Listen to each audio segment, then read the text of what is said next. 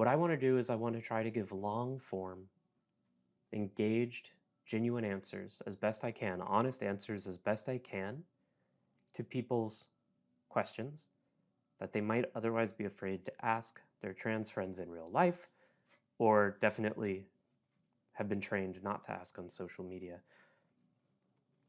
I want to be clear up top that I'm not doing this in any way as an attack on the trans people who have, in our desperate fight for survival and in our experience of such constant trolling and hate online, developed this defensive reaction to those questions.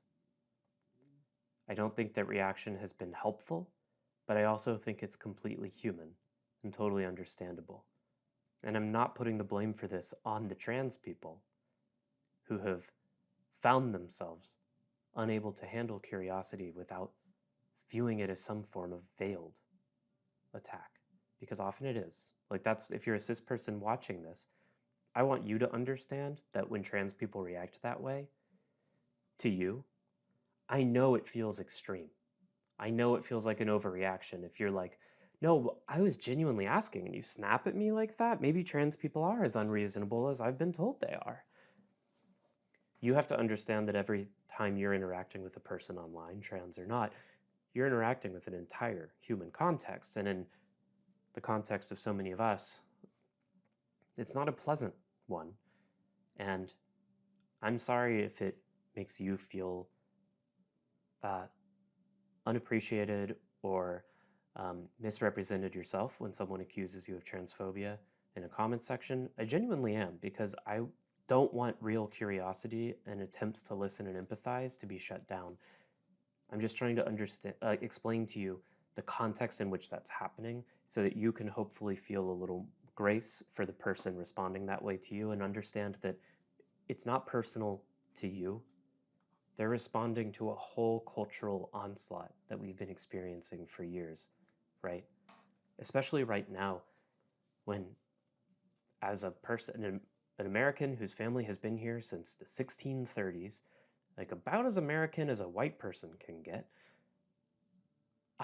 I'm having to think about, like, am I safe to stay in this country, right? Times are very scary for us. And I want you to hear that's a genuine fear, even if you think I'm overreacting. That is how I'm feeling.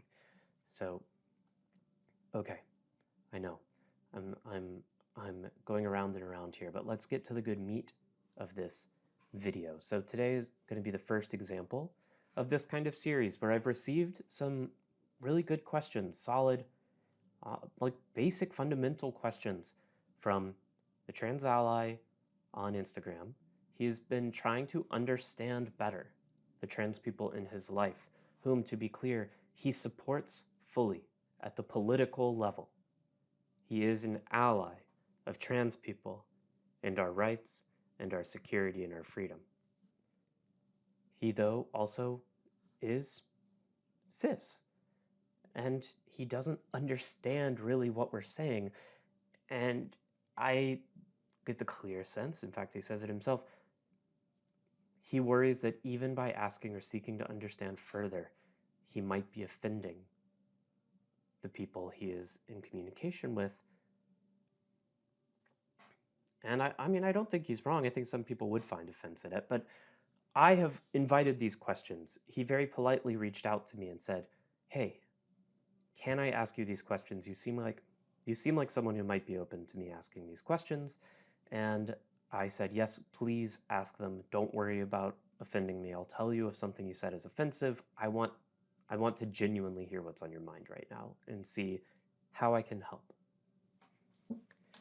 In the interest of this kind of project, this good faith project, this commitment to long form engagement, I'm going to play you the whole file of his question, knowing that 3 minutes of someone's questions about trans people might be hard for some of us to listen to, myself included. I mean, I've got like a freaking ADHD brain, and I can barely listen to someone say a whole sentence before I want to finish it for them. So we're going to listen to these questions together. And even if you want to jump in, if you're a cis person and you just get bored, I challenge you to listen to 3 minutes worth of questions. I promise you, you can do it. If you're a trans person and you feel yourself getting defensive, I want you to sit with that. Because right now, right here, you are safe. And I promise you, the person asking these questions is not trying to attack us. He's just trying to understand. So let's listen to these questions and then I will do my best to answer them. If I can figure out how to play them. Hi, thanks for taking the time, and also want to say that if I say anything offensive, I'm sorry, and I hope you can tell that I'm speaking in good faith with the intention to understand better. And I want to give the cliche disclaimers that I have no problem with my friends or the people in my family who are trans. I don't mind calling people by a different title. And I don't mind what clothes people wear or what, trends people follow. It doesn't bother me at all. I don't consider myself to have a stance, because who am I to have an opinion on, like, quote, the trans debate? But in terms of my understanding and perspective, I just find myself confused, is probably the most accurate way to say it. My understanding of gender is that it's categorizations of the general normative factors for sex. And sex, obviously, just the definition is fairly clear, male, female, biologically, with obvious exceptions, which then also have, like, broad categorizations, and, there's blurred lines, but generally speaking. So I don't really understand why someone would want to be, speaking with gender, called by a different title, if it doesn't matter what you are anyway. I think the thing that I find hard is this notion of someone being born into the wrong body, and then also, moving on to sex as well as gender, taking it further, and even putting my issues with cosmetic surgery aside, and forgive me because I think cosmetic may be an offensive way to describe it, but it's hard for me to accept that someone has to be something other than what they are, to be happy. Even just with gender, to be called something different in order to feel yourself, it's hard for me to see how that is becoming more yourself. And I think that's part of the reason why one of the solutions that people offer, which is that, being trans is some kind of trauma response, it makes sense. It's logically appealing to me. I'm not saying it's my opinion, because I understand that trans people are very uncomfortable with that explanation, and I'm happy to not have it as accepted truth, but it's at least makes sense. Whereas there's not many other positions that I've heard of that I understand that are cohesive and logical. And I'm hoping that maybe you can basically explain to me what it means to be trans, what it means to want to change your gender or your sex in a way that helps me empathize, not just because someone's a human, but also empathize with what they're going through, and basically understand what it's like and what it means. Yes, I'm a cis man, straight mostly, 27, live in the UK, definitely brought up left and continue to be left, but also have some criticism of the left movement overall. Okay, so first, apologies if the sound gets any worse or weird. I had to open the window, it was too hot in here. You can see I'm fucking sweaty as hell. Second, let's talk about these questions. And I'm going to try to go, I guess, just chronologically through the questions, and then If you saw the intro to the video, you know that the way my brain works is that I want to go down a lot of kind of tangential long rants. So we'll see what happens. First, thank you so much for these questions.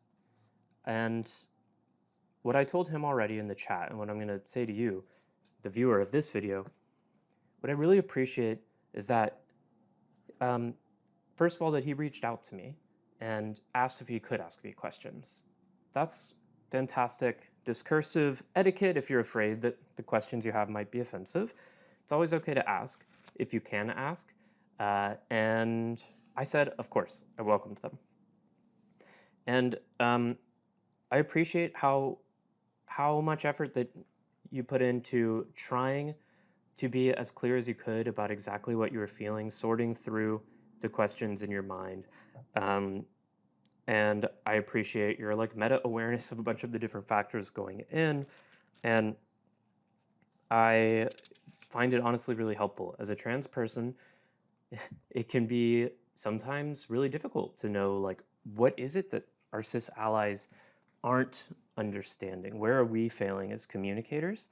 And so I think you did a fantastic job of like opening up about that stuff, which is 100% its own form of vulnerability. So I want to say thank you. Who are you to have an opinion? First of all, that's the way you started. And the answer is unfortunately, because these are questions that have been forced into the political arena, you are being asked to have an opinion with your vote, with who you support financially, with whether or not you keep going to new Harry Potter movies or whatever, right? But also, that is a political opinion. And as you are so careful to note, which again I appreciate, your political opinion isn't really the issue here. You are someone who supports your trans friends, your trans family members and loved ones, and community members. And so, aside from that, who are you to have an opinion? I mean, you're a human being trying to understand the world, and like we're all doing that, right? I would say your instinct is correct that you are not the person who has the most direct access or insight to this issue. But I think it's totally fine to want to understand something. So I hear you, but I think it's okay to want to understand people as long as you recognize that you might end up not ever being able to. But it's okay to have curiosity. In fact, it's important. Like I would so much rather you be curious about me as a trans person than not, than decide you understand me, than decide I don't matter, right? So, who are you to have an opinion? I don't know, but who are you to be curious and to want to understand your friends and loved ones and neighbors better? You're a human being a social animal, and I think that's great. So my handwriting's terrible, but you talked about gender as a like category of general normative factors for sex. I think maybe what you're talking about there is that like gender refers to the general performance norms, like the normative expectations that are socially put onto members of different sexes. That's my guess, but you might be saying something different. And then you say like sex, the definition is fairly clear, male, female, with obvious exceptions. And isn't that interesting? The definition is fairly clear with obvious exceptions. Here it's important to stop for a second because I do know what you mean, right? I live in the world we live in. I also talk about men and women, and I also probably generally conflate those ideas in my mind with cis men and cis women. In terms of just like the loose approximation power of that conflation, it's generally statistically pretty accurate. And our brains are basically like people think we're rational animals or we're pattern seeking animals. I think we're like imagining animals and we are loosely approximating animals. And so things that are loose approximations are pretty good, right? And this lets me get into an idea that like has been really annoying me as I see it in the comments. I've seen so many people quoting this idea of, well, of course, there's exceptions to every rule. It's the exception that proves the rule. And guys, that's not true. Like, if there are exceptions, it is not, therefore, a rule. in any sort of like natural, necessary sense. When exceptions prove the rule, what they do is reveal to us that there was an assumed rule operating, right?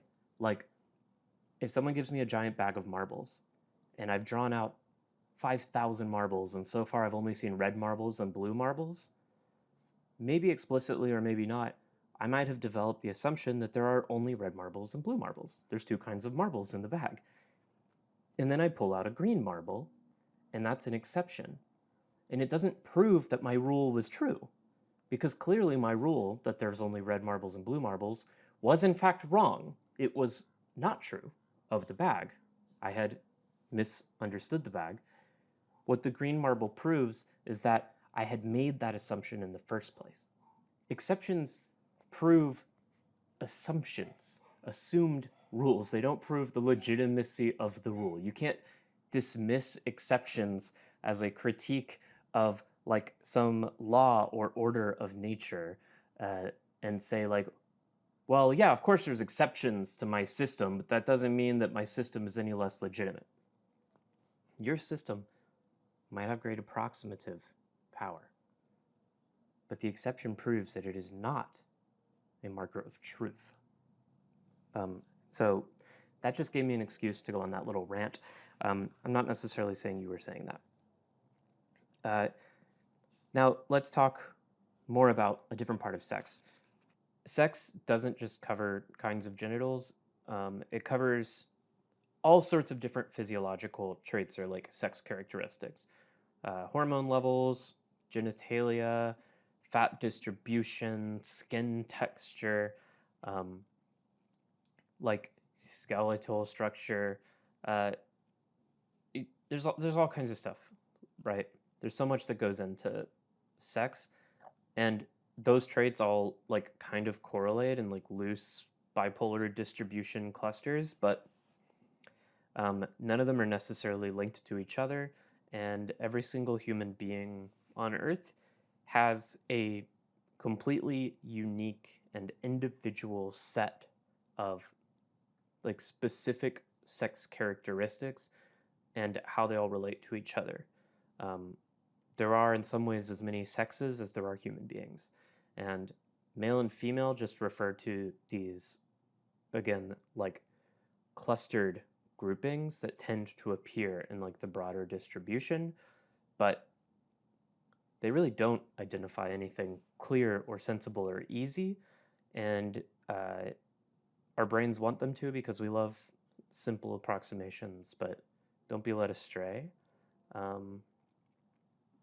Challenging the binary nature of sex or like the obvious binarity of sex inevitably involves talking about the intersex community, like these obvious exceptions you talk about. And that opens up like a whole field of, on the one hand, like fascinating anthropological and medical discussion about just the like diverse breadth of the human body and all the ways it can be and different ways it can be that people don't realize. It also, though, involves speaking about a community that I'm not really a part of.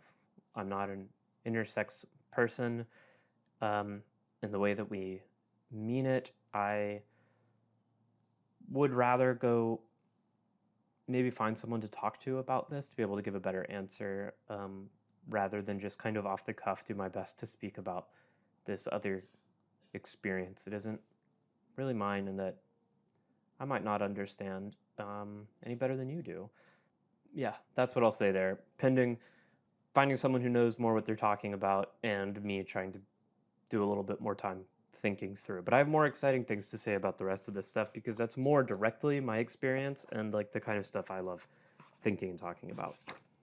Why is it important to some people to be called by a different title if it doesn't matter? That's how I like simplified it in my notes. But I think it's a totally legitimate question, right? Like if we're trying to enter this world of gender equality and acceptance, where men and women are totally equal, one isn't better than the other. Men can wear dresses, women can wear pantsuits, men can be nurses, and women can be doctors. um, we're trying to break down all those divisions, then it doesn't really matter if you're called a man or a woman, right? Like, at some sense, isn't the most radical position to be that, like, they aren't maybe real. The binary is kind of a lie. Men and women are these made up categories, so who cares? If I happen to be someone who was brought into this world as a person that people will refer to as man and Mr., and that's just what it is, why do I care? I think it's a complicated it's a complicated question. It's the point of this whole thing. It matters because it affects how people treat us, I would say. And I also want to really clarify here, I can only share my experience and my thoughts on being trans. I don't speak for the trans community in any monolithic way. The community of trans people have a remarkably diverse set of experiences and cultures, just like every group of humans. So I'll say for me in the way that I think about it, it's not some need to reify and like assert a meaningful difference in man and woman. For me, a lot of it just has to do with like simple aesthetic preference, like the way some people might prefer a nickname. And a lot of it has to do with how the gendered language that we use and gendered titles impact what I think people are thinking about me and how they interact with me.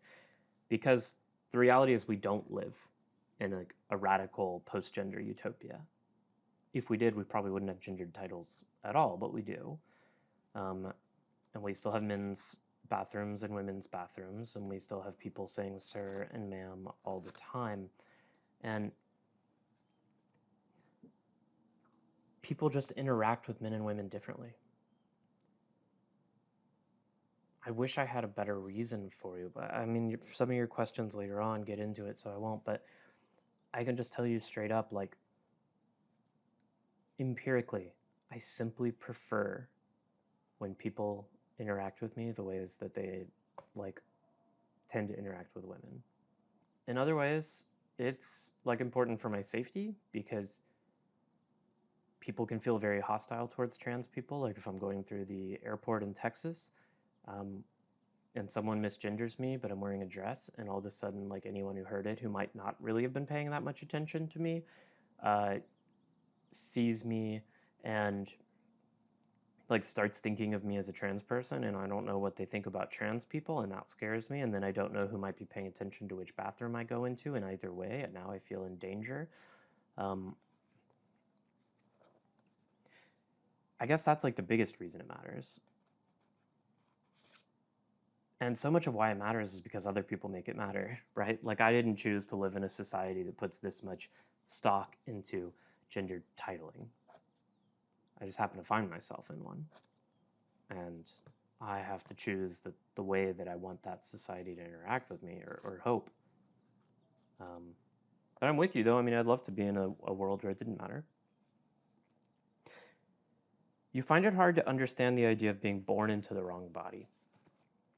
So much of what people think trans people mean or say is either stuff other people have said about us, or hyper oversimplifications we've been forced to make about our experiences over time to try to communicate them to a cis society that didn't want to understand us, or could only understand us through like analogy and metaphor.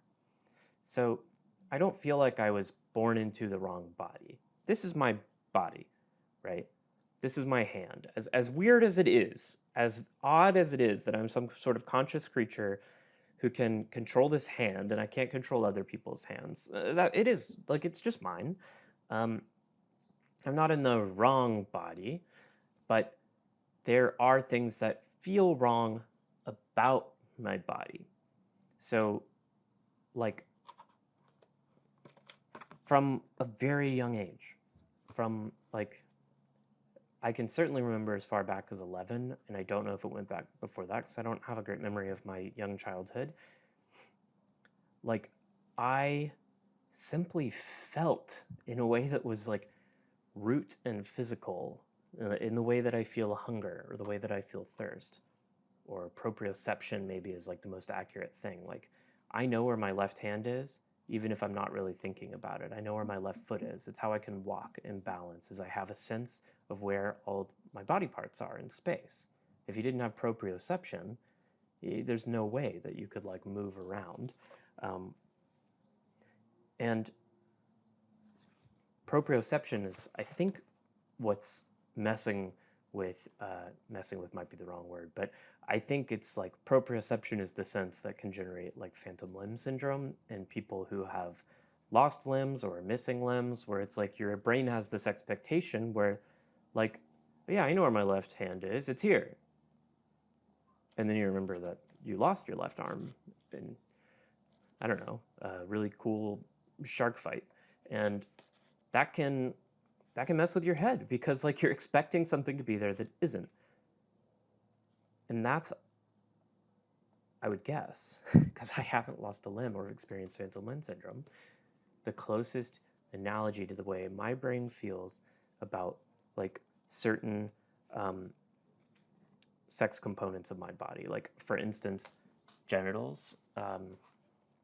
My body simply like doesn't expect to have a penis. It feels weird and alien and wrong and foreign to my brain, and it is sort of surprising every time. It's not like the natural thing that should be there. Like what my brain expects is a vagina, right? Like when I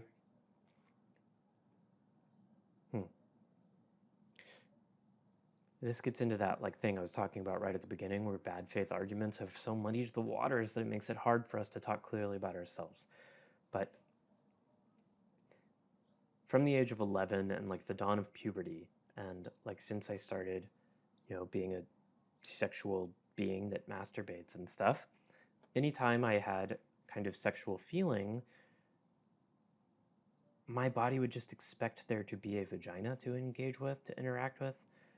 And the fact that there wasn't one meant that like continues to mean that I basically like don't have sex. I like almost never have sex, and when I do, it's very difficult, and more often than not just ends with me being depressed. Because the stuff that like my brain wants to do to feel good, to achieve sexual release, physically aren't possible in my current physiological state, right? There's ways of like dissociating full enough that a penis, even as a foreign body, can be brought to orgasm or to ejaculation. Before HRT, I've been on hormones for so many years that I don't ejaculate at all anymore. But like, yeah, there's ways to like dissociate enough from your body to generate kind of like, I guess like reflex reactions, kind of similar, like a doctor hits on your knee and your leg goes up and you're like, well, that was weird. That's always how it felt like to me. Like the way that people talk about orgasm is something I've never, as far as I can tell, never really been able to experience. And I think a large part of it is because you just don't have the body that like my brain requires or feels would be natural. This is a difficult subject to talk about because this water has been muddied by people like Ray Blanchard spreading around ideas of autogynephilia, which is like this thought that trans women like me only have some kind of like paraphilia or fetish around imagining themselves in a woman's body. And so even describing this part of my experience, I know there's people out there who are gonna like want to read it that way, see it as some kind of vindication or proof that that's what I'm talking about. And it's really not. Like, it's something completely different. I've got my own sexual kinks and fetishes. I promise you, the way I experience this is just completely different. Like, this would be more something like,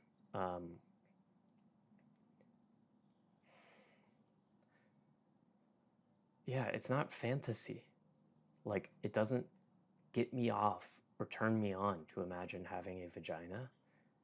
It's that the fact that I don't have one causes me immense distress, especially when I'm forced to like specifically confront that reality in the realm of sex. And maybe sometimes through extreme feats of imaginative fantasy, of trying my very hardest to imagine my body into having a vagina, at least in the world of the mind, maybe I can alleviate that psychic distress just enough that like I can find some sort of sexual gratification. But it doesn't function at all like erogenous fantasy. I hope that makes sense. I don't love talking about sex publicly, so this is my attempt to be open about that, because my relationship with sex is totally fucked. As I've said, I basically can't have it because it makes me sad. So, cosmetic surgery. Yeah, I guess it depends on exactly what the question is. Like, if this is something someone has to have, if you mean like, is the question, is it like maybe bad for people to have these surgeries? Or is the question, are they medically necessary in terms of like insurance or the risks? Um, I, first of all, don't consider them cosmetic. Um, I would say that they are like everything I was saying in the previous little answer about the ways I feel about my body. That's what's motivating bottom surgery. This isn't an aesthetic preference. This isn't like the question of title. Do I want you to call me Mr. or Miss, which in some senses is more like contingent on the social game that we find ourselves in. Um, this feels fundamental and necessary, uh, insofar as it's possible. So here's the way I sometimes try to explain it. Uh, the fundamental difference is if I were on a desert island, I wouldn't care maybe about doing certain cosmetic procedures to my face or my body for the purposes of looking hotter or, right? Like, looking hotter, like wanting to get a cosmetic procedure to alter the way other people see you, while totally understandable, isn't what I'm talking about. Um, Likewise, I probably, if I'm on a desert island, don't care so much about the label woman because there's no one else here that I'm interacting with. There's no broader social constructed sort of social reality that I'm forced to engage with, in which I know that people are sorting me into one of these two arbitrary categories that you and I both wish we could do away with in some ideal post gender world. However, if I were on a desert island, I would still want bottom surgery. I would still want a vagina. And this is where this category of people who are kind of usually women, or at least like would consider themselves liberal, kind of feminist types, um, who come at the question of transness from a question of protecting the sanctity of womanhood or defending the gains of feminism. Um, I think they see the desire that trans women have to get bottom surgery and get a vagina rather than a penis. They have the causality all mixed up. Like the way they talk about it is like, well, why can't you just be a feminine man? Why can't you just be okay being a man who wears dresses, a man who doesn't wears makeup or whatever? Um, it's not even necessarily connected to that, right? Like this is just a thing that feels distressingly wrong about my body that I want to change. It is not the case that I'm saying, I think I'm effeminate. I'd prefer to be a woman. I want to wear dresses and do makeup and be considered a woman. And so I'm going to get this surgery to give myself a vagina because I want to be a woman and women have vaginas, right? That's the accusation, is that trans women are actually the ones imposing this essentialized like gender normativity onto bodies and genitals, and like can't you just be okay being a feminine man who wears dresses?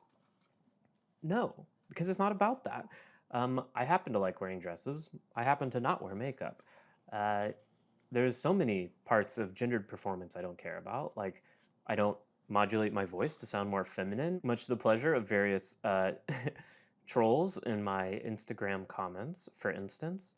Um, and it's entirely conceptually possible to me that a person could want bottom surgery and still completely perform man or woman. Like those, it's actually because those categories are separable that we can see the difference here. I'm not saying I want be woman, woman equal vagina, ergo I need equal vagina.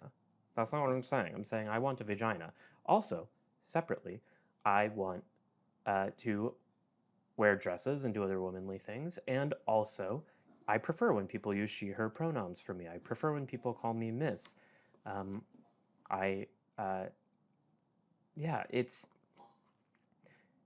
this whole clustered set of things that people from the outside want to impose this linearity onto to make it make sense in their mind, or to sometimes, I'm not saying you're doing this, but like to sometimes find the logical explanation that cohesively covers all these different points and makes it make sense specifically in a way that allows them to reject the legitimacy of what we're saying or to ignore us or to think of us as like freaks or morally corrupt or something. Um, this gets to your next point you were saying, like this confusion that someone might have to be something other than what they are to be happy.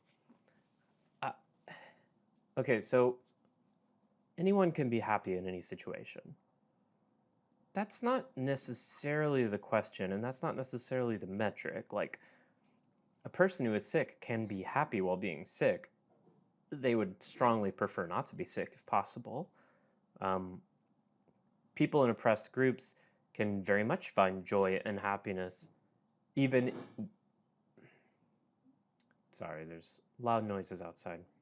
People who are living through various forms of suffering, whether that's like social oppression or, uh, poverty, hunger, like often still find ways to be happy even within that. Humans are incredibly adaptive and malleable and like strong creatures who are able to find joy within circumstances that they still wish could be bettered, right? So it's not a question of whether or not we're able to be happy. I guess it's a question of whether or not we could be happier, whether or not we could alleviate distress that coexists with the happinesses we're able to find. I agree with you to some extent. Like, yeah, it's important for people to learn how to be happy and find joy within their given situation. But I don't think that that should be presented as a reason they shouldn't seek to change, improve, or better that situation. It's the Jordan Peterson clean your room before criticizing society idea, or the general thesis of White Lotus, in my opinion. Um, and also to be clear, I'm not saying like you are saying any of these things. I'm saying you have this, what you're expressing is this idea that, in my opinion, is part of this broader like conceptual ecosystem that includes those other things. You might not subscribe to any of those other ideas, and you might not like Jordan Peterson or White Lotus. Then you express this idea of confusion at the idea of being called something different as allowing someone to feel more like themselves. I mean, this gets at the whole thing we've been talking about threaded throughout of like, do these gender labels actually mean anything? What are we saying? Um, I think part of what makes it so powerful when someone genders you correctly, or like when I first started coming out to people and my friends and family would immediately like take steps to help me feel more like a woman, even within those social traditions. And I want to be very clear, this was my cis woman friends and family who were doing this. I wasn't asking them to do it. But like when my sister-in-law like said, great, can I take you to Sephora and help you buy makeup? Or like my friend Mary Lou wants to help me go shopping for new clothes. Like the fact that they are, even via these very norm-based gendered traditions, making the effort to welcome me in and communicate their acceptance of what I'm saying, it's, I guess from my experience, it's not that I feel like more myself, like these are always the gendered norms I was supposed to be having access to, but more like there's this very powerful and beautiful feeling that I can have knowing someone else like is doing their best to understand what I'm saying and communicating. Knowing that someone else is open even to the idea that like none of this is necessary or immutable or determined at birth, that you aren't just this delusional person, that even if I don't understand it, which they probably really don't, because like you, they don't have access to my experience, I might not understand it, but I want to let you know that I love you and care about you, and I'm going to do my best to understand it and support you in it. It's that magical feeling of like being loved and supported, and in some ways being told you are not prisoner to the norms and expectations I was raised with. Like, if you want to free yourself from those things or challenge them, I will follow you. I will come with you. And for me, that's what allows me to feel more like myself. It's not like this is my true self, these are my true norms, but um, these people love me so much that they're willing to trust me and try to understand. And that lets me feel free to be myself authentically. It's like a permission to fully be authentic around these people I love. That um, is maybe the feeling we're describing. Like, that's my kind of stab right now.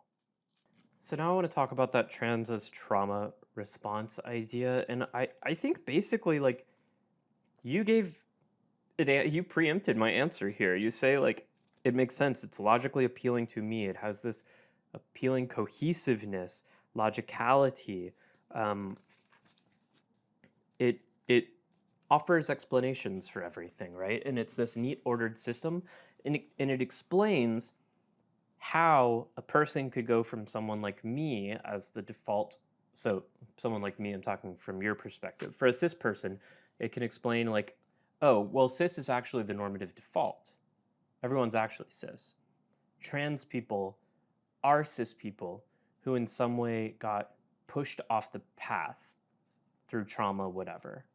Um, Even if you are supportive of trans people and saying like just because that's the explanation doesn't mean that I don't still stand by all these treatments, blah blah blah. Like I still think it fundamentally works as a way to um, solidify the position of the cis person as normative default, and like otherize the trans experience um, as a deviation from it. It's more comfortable. Um, I think it's more comfortable to understand yourself that way, as like, well, I'm the default normal experience. This is a deviation from mine, so it's weird, rather than like, I am one kind of experience and there are these other completely different kinds of experiences out there that are just different from mine. And it's like just kind of random that mine is this one and theirs is that one. And I'm not trying to say this to be like critical of you or snippy or gotcha or anything. Like I think this is just what humans do. I think it's very similar to how Simone de Beauvoir writes about like woman as being the second sex. It is a man as default, and then one is not born but becomes woman via this process of othering. And I think that's what this trauma response idea is doing. It also serves to like delegitimize what I think is some of the most important like insight trans people have to offer cis people, which is that, hey, none of this is necessary.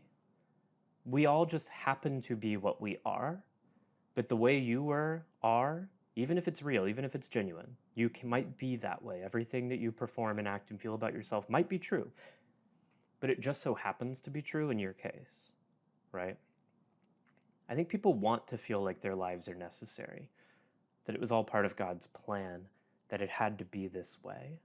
People hate the idea that their lives are somehow accident. I think it makes it hard for people to find meaning in them, or maybe it makes it hard for people to justify like both the suffering they felt as a result of the circumstances of their life and also like the pleasure and pride they felt as a result of that.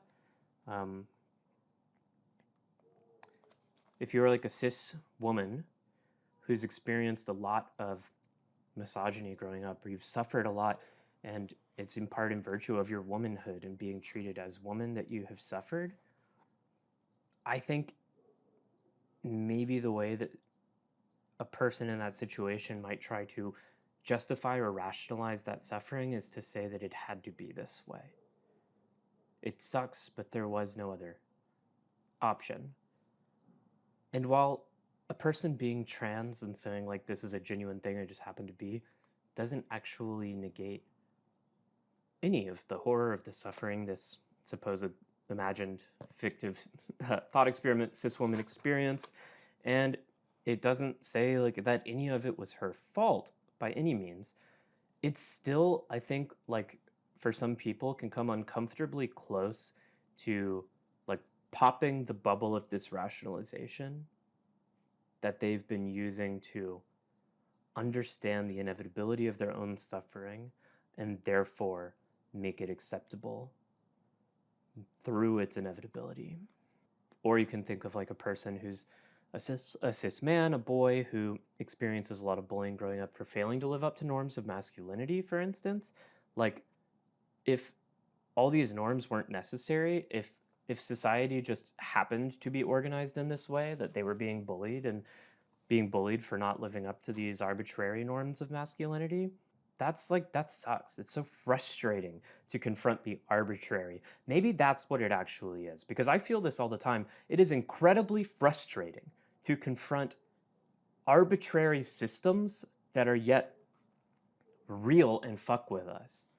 I think so many people feel this about capitalism, right? Like, it is so infuriating to have to just be someone alive right now. Be someone who pays rent, be someone who works, be someone who deals with health insurance. There's all these fucking arbitrary bullshit systems that we have to deal with. And it's the fact of their arbitrariness that makes them even worse. And I think sometimes cis people look at trans people as saying, like, oh yeah, that frustrating arbitrariness that you hate in so many parts of your life, it goes even deeper than you thought. And they don't want that because we hate the arbitrary. That's why we want things to be cohesive and make sense. That's why we like the trauma response theory, because it gives everything a simple explanation and it renders it down into something we no longer have to confront or think about, right? Because if this trans trauma explanation, trans as trauma response thing is correct, which I'll tell you right now it's not. I know you know it's not, but if it were correct, that would make every cis person's life a little bit easier, and also mean that none of the fascinating ontological or societal questions that the very existence of trans people ought to prompt in you are worth thinking about. But they are worth thinking about, even if it's uncomfortable. Now, how do I know the trauma response thing isn't true? Well, for one, I'm not someone who, I don't come from intense trauma. I'm someone who was born into like pretty significant privilege, a very loving family, well off, very loving family. And I have an older brother and a younger brother, both of whom um, are similar enough to me. We grew up in similar enough circumstances. There wasn't like some big change. I wasn't sexually assaulted. I just didn't have any like big potent trauma that led to this. And my brothers, who grew up in this perfectly wonderful, privileged childhood with a wonderful family, are cis men, they remain men, and I am a trans woman. And like, it just is what it is. Like, that's how I know. A lot of trans people do have very traumatic lives because, first of all, a lot of people have very traumatic lives. And also because most people aren't as lucky as I am to have grown up in a very supportive and loving family. Yeah. And then ask, you bring up this idea of like, wouldn't it be easier, more effective to change the emotional or intellectual state rather than um, the physiological one? So it's just the fact that we can align the body to the mind so effectively, I think is like, why not just do that? Because in a lot of ways, we're more significantly our minds. Um, like my transness, my understanding of my gender, my understanding of like how I want my body to be, they're so intrinsically part of the complex weave, the tapestry that is me, like as a conscious being, as a psychological entity. I don't know what it would mean to change that. Like, what you'd be doing is trying to find a way to generate a different person from me who could more successfully inhabit this body rather than changing this body to be more comfortable to the person who's already here. Does that make sense? I think most cis people think that when they see a trans woman who has breasts, that she has those breasts through surgery. And that's not true. Um, most of us can't afford surgery. Most of us can't get surgery approved, right? Like, surgery is really hard to access, actually. Um, it just turns out that if you give a human being, you know, 2 to 6 milligrams of estrogen a day or whatever, they tend to grow breast tissue. It's also like part of the thing that draws that whole sex binary into question is like, actually, for most of our lives, maybe our entire lives, our bodies are perfectly happy to respond to hormones. Whether you give them testosterone or estrogen, they will change. Like just these tiny little pills that I take each morning um, have had huge impacts on my body. I feel comfortable with my body in a way I did not before, and all I can tell you is that empirical experience that I've had.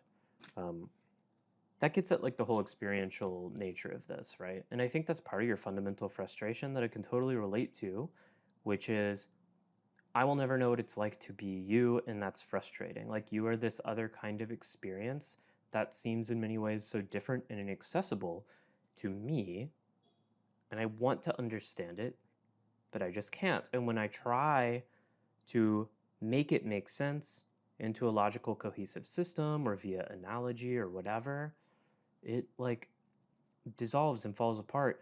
Or I can come up with a cohesive system that makes sense. But as you acknowledge like multiple times, like especially with this trauma thing, I think I really appreciate how you acknowledged there. Like, but trans people say it's not right. Like trans people report otherwise about their own experience.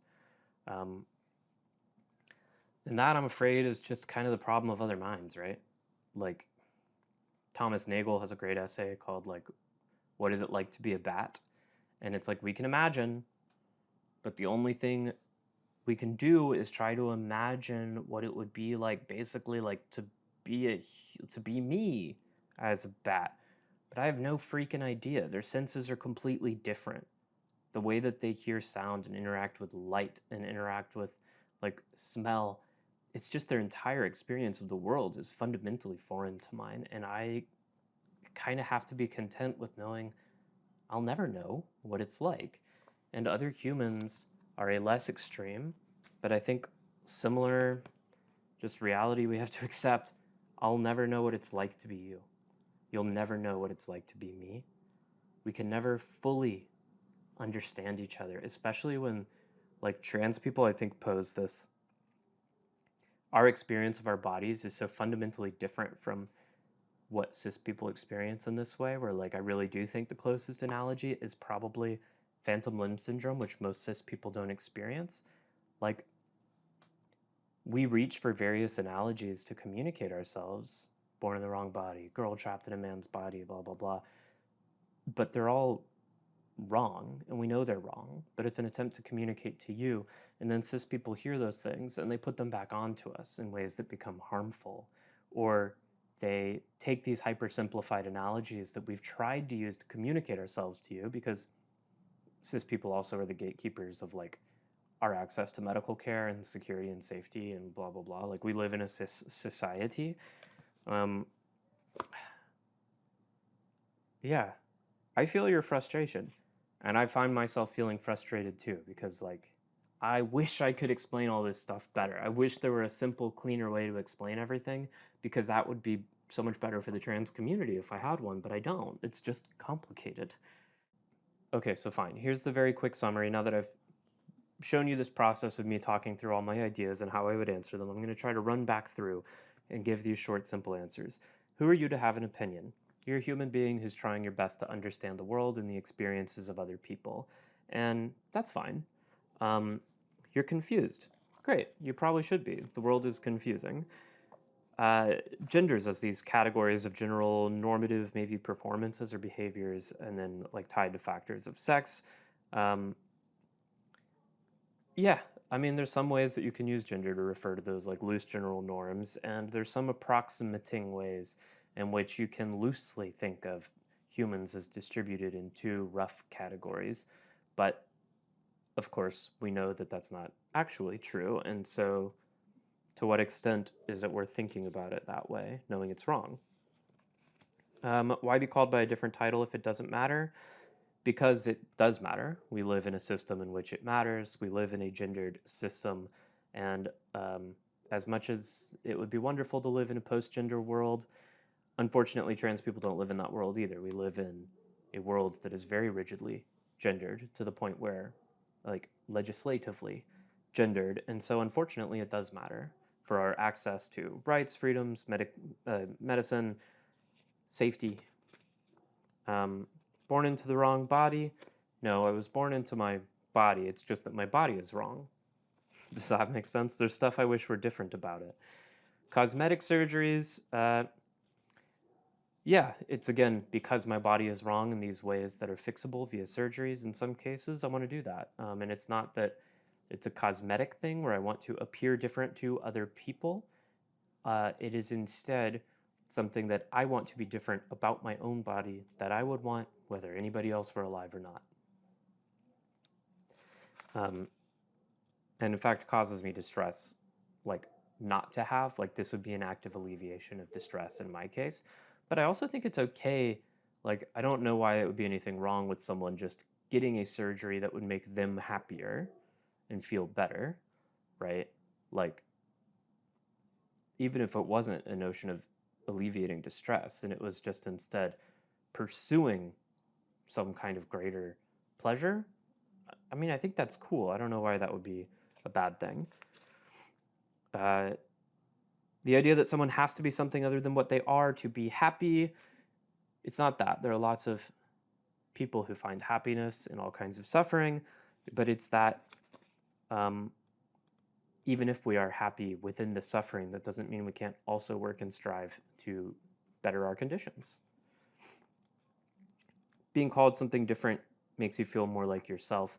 In my case, the idea I expressed was that having friends and loved ones like respect what I was trying to communicate to them and acknowledge the legitimacy of like my attempts to live in a way that was more authentic and that they would support me in my attempts to break free of what felt like arbitrary normative shackles that defied my understanding of my own body and my sense of self. Um, that allowed me to feel more free to pursue an authentic expression of myself and like know that these people would be comfortable with getting to know a more authentic expression of myself. And that's maybe what I think it kind of more captures. But saying like I feel more like myself is perhaps a shorthand, perhaps even an emotional shorthand. Like we might not realize that that's what it is saying. And other people might feel it completely differently because I'm just me and I can't speak for everyone's experience. So, trans as trauma thing, cohesive, logical, more comfortable. Yeah, I think what you point out at the end, the fact that it's just not what any trans person you've talked to about it, like says is accurate to their experience is the most fundamental point. I agree, it's a nifty little story. There have been a lot of nifty little stories humans tell ourselves about stuff to try to make sense of them throughout time that might feel more logical or cohesive, but that doesn't have anything to do with whether or not they're more true. Um, like the way that the ancient Greeks might have thought uh, about lightning for a while as being in some like oh, if Zeus gets angry, he'll throw lightning. That makes sense. That gives this logical explanation because we don't have a complex enough understanding of like physics and science and chemistry otherwise to make any sense of how lightning works. So this gives us a good enough story for now that makes it feel more logical and cohesive, and that makes me less afraid of the arbitrariness of the world around me that I'm otherwise forced to confront. Um, I agree with you. It's comforting. Little logical stories are comforting. The comforting logicalness and cohesiveness is, in fact, often usually a sign that they're like should be looked at more skeptically. Um, Things that make us more comfortable are easier for us to believe, and so when we find ourselves believing comfortable things, maybe we should look twice at them. And yeah, it's just in my own experience, I didn't come from trauma. My transness just simply isn't tied to a trauma. It's just like uh, simply a result of like my experience of my own body at a physical level, and then also in addition to that, my experience of relating to other people and what makes me feel good and what doesn't. Um, Great. Yeah, that was my best attempts to answer these for now. If anybody listening, including our wonderful discursive partner today, has further questions about this, wants clarification, wants to like raise any, I guess, challenges to anything I've said here or critiques, um, if you're a trans person who wants to offer the ways in which your experience has been different from mine, or which you understand yourself in a different way from how I understand myself, I'd love to hear that too. Definitely would love to hear that. If any trans person out there wants to share their own answers to any of these questions, please help me out because I'm only speaking for me. And that's all I can do. It's frustrating being stuck in our own freaking bodies in our own heads, but tis what it is. Kest Levi. And if you have any other questions about trans people or gender or transness or my experience or like I don't know anything at all, let me know. And if it's something I feel qualified to answer, I'll do my best to answer it. Especially if it's something that just has to do with my own experience, my own understanding of myself. I'm always going to be willing to try and answer that for you. Um, if it's something that requires like an expertise I don't have, but I think it would be worth trying to find an answer for you, maybe I'll try to find someone who is more qualified and we'll see what we can do. But if you managed to actually watch your whole way through this video, oh my god, you're a freaking champ. I talked for forever, so thanks so much. Good job exercising that attention span. And to our friend who asked me all of these questions, thank you again. I really genuinely appreciate it. I hope these long rambling answers are in some way helpful. Um, Unfortunately, I think the bottom line is that like I might just never fully make sense to you, and that will kind of have to be okay. But I hope it helped. Um, and I appreciate you asking the questions. Otherwise, I'll see y'all around, I guess. Hang in there. It sucks right now, but we can still find ways to be happy. And in my case, I think I'm going to go find a way to be happy by catching up on that latest episode of the Apothecary Diaries. So, till next time, love you. Bye.